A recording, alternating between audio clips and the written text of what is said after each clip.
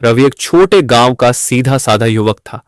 उसे शहर जाकर काम करना था, लेकिन रास्ता घने जंगल से होकर गुजरता था। लोग कहते थे कि उस जंगल में रहस्यमयी घटनाएं होती हैं, लेकिन रवि ने इन कहानियों पर ध्यान नहीं दिया। एक रात जब वह अपने काम से लौट रहा था, तो उसे रास्ते के बीचों बीच एक बूढ़ा आदमी दिखा। बूढ़ा सफेद कपड़ों में लिपटा हुआ था और उसके हाथ में एक छोटा सा लकड़ी का डिब्बा था।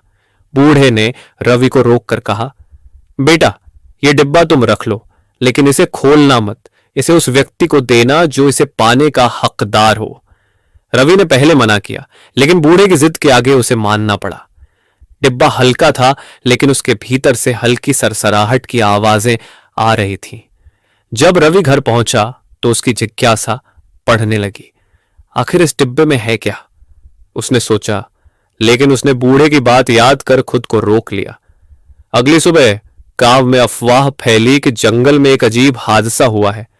कुछ लकड़हारे एक बूढ़े आदमी को लकड़ी के ढेर के नीचे मरा हुआ पाए थे। रवि का दिल धड़क उठा। क्या यह वही बूढ़ा था? रवि ने डिब्बे को ध्यान से देखा। अब वह भारी महसूस हो रहा था।